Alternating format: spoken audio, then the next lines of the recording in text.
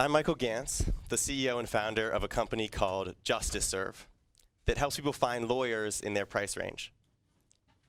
Our site's launching in a couple months.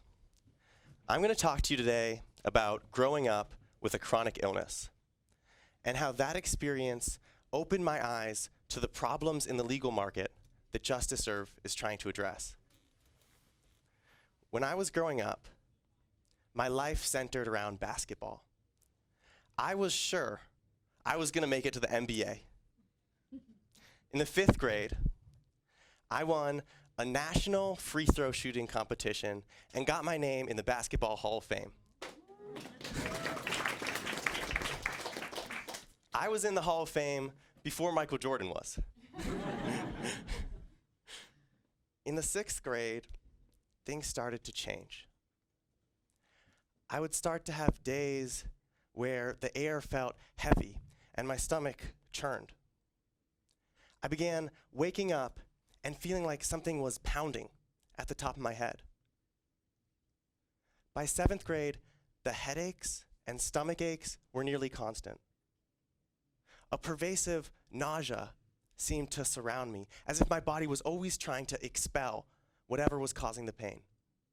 It became very clear that my future would be very different from what I'd imagined.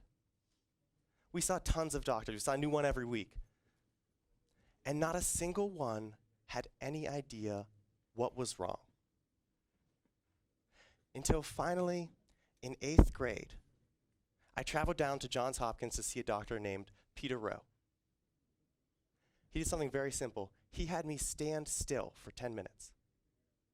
And he watched as my hands and feet turned blue. My heart monitor showed that my heart was beating out of control. When I stepped away from that wall, I had my first accurate diagnosis.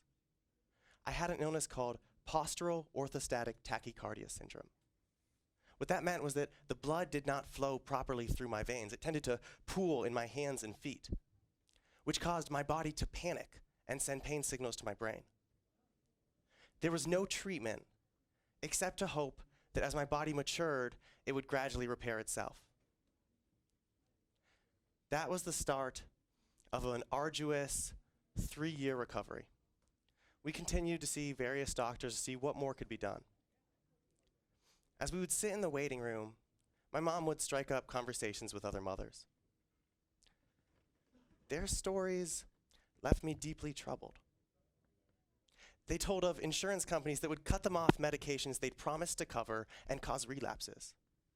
They spoke of having to pay out of pocket to see doctors that should have been covered. They talked about the insurance company imposing caps to cut off necessary treatment. Many of these things were not legal, but the insurance company did them nonetheless, and as a result, these families face serious financial hardship, and many of these kids never got treatment that would have helped. At their schools, the kids faced similar problems. Consistently, schools would fail kids for missing attendance minimums, or severely penalize them when they were feeling too sick to turn their assignments in on time, or respond to bouts of illness by loading kids with weeks of backlogged worksheets and minor assignments and expect them to complete everything or fail. These things were not legal either. Schools had a legal responsibility to make necessary adjustments for kids with chronic illnesses. But many of these schools ignored this responsibility. And as a result, many of these kids had to drop out of school.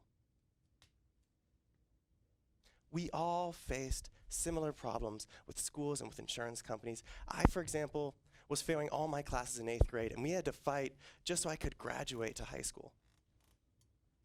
Our insurance company kept on trying to find new and creative ways to wiggle its way out of covering our next medical visit or our next test. But unlike these other kids, I had a mom who was a lawyer.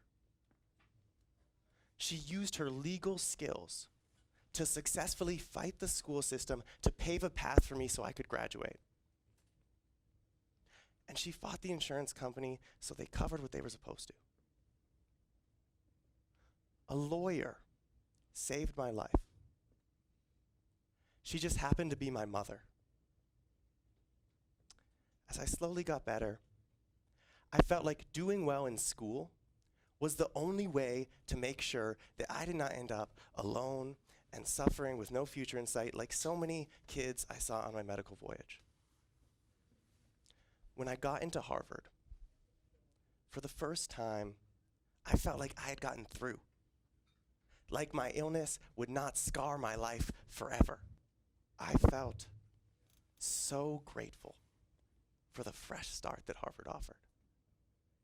I even started playing basketball again, becoming captain of Harvard's club basketball team.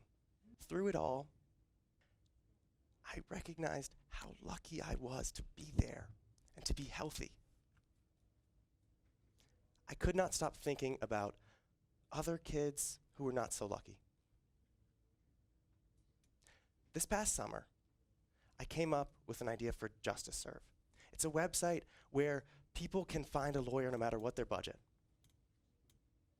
The idea resonated with me because I had seen firsthand what it meant when people could not afford a lawyer. When I researched the legal market, I found out that right now, there are more than 75 million Americans who are confronting a legal problem, but have never talked to a lawyer about it. That is this many Gillette stadiums full of people. Why don't people hire lawyers? Because they're too expensive. The average lawyer in America charges about $220 an hour. And because lawyers charge by the hour, you only know how much you're going to have to pay your lawyer after your case is over. For most Americans, hiring a lawyer is too financially risky and too expensive to make sense. So why does this matter?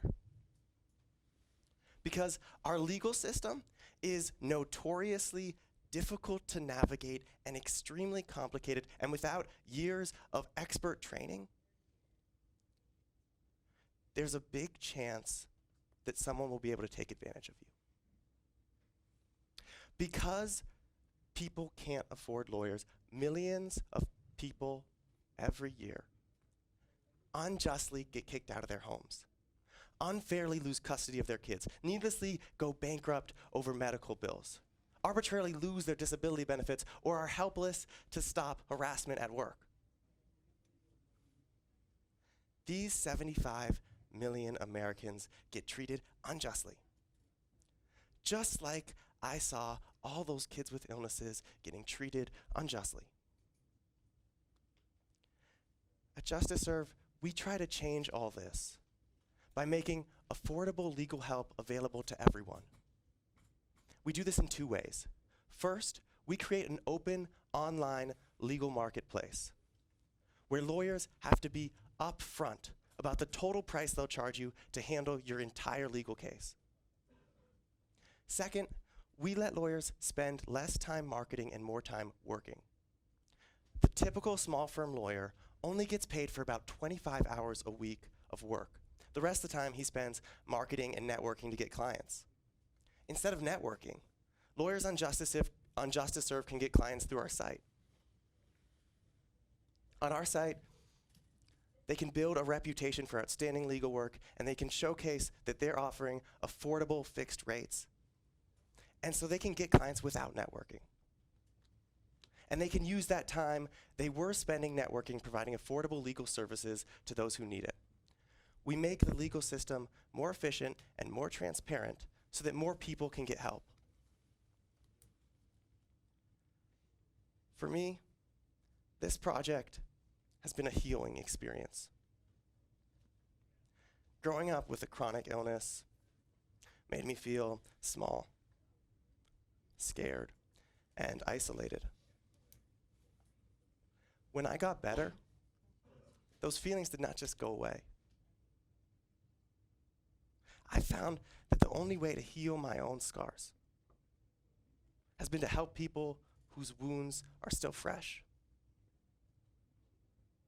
Which is why I'm striving to make our legal system more affordable, more efficient, and more accessible to everyone. Thank you very much.